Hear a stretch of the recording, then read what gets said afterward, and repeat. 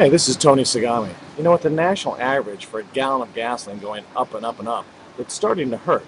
You know, last week the national average for a gallon of gas hit $3.74 a gallon. That's a 21-cent increase in just the last month, and it's an 87 per cent gallon increase in the last 12 months. In some parts of the country, gasoline's well above $4 a gallon.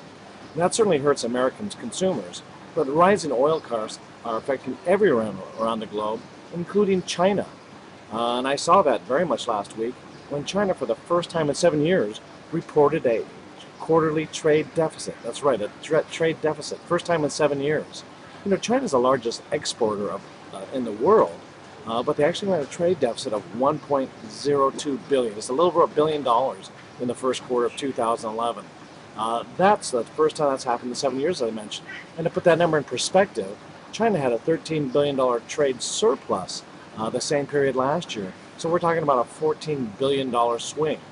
Now, the reason for the unexpected deficit is a big rise in the cost of commodities. And I'm not talking just about oil.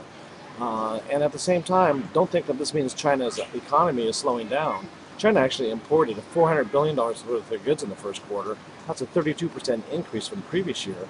But at the same time, they exported $399 billion worth of goods from the previous year, and that's a 26% increase. So clearly the Chinese export engine is still roaring. But the problem is that commodity prices are rising. Farmers are just selling more grain, soybeans, sugar, cotton, and corn. Miners are selling more copper, iron, nickel, and aluminum. And people are using more coal and natural gas as well as oil.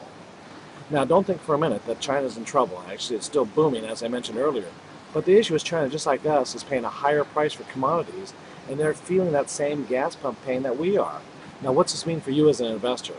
Well, it's more of the same that I've been talking about for the last several months in this column. Three things. Number one, inflation is picking up, and you need to own hard assets. I'm talking about assets like oil, copper, gold, timber, and grain. You know, my favorite number one inflation hedge is timber, and I think the best timber company in the globe is Sino-Forest. That ticker symbol is TRE.TO, and is traded on the Toronto Stock Exchange. It's a Chinese timber company, but it's listed in Canada. Number two, interest rates are still rising, so you need short-term bonds, and especially cash. You know, my favorite cash alternative is the Merck Hard Currency Fund. That ticker symbol is MERKX, MERKX, the Merck Hard Currency Fund. And lastly, number three, the dollar is doomed, and you need to own a lot of non-dollar denominated assets. I'm talking about foreign bonds and foreign stocks. I'm partial, of course, to Asian stocks, and I've said this many times, my number one favorite Asian stock in the world is a New Oriental Education. The ticker is EDU, EDU. New Oriental Education is the largest English school in China, and it's a booming, thriving company. Until next week, this is Tony Sagami signing off.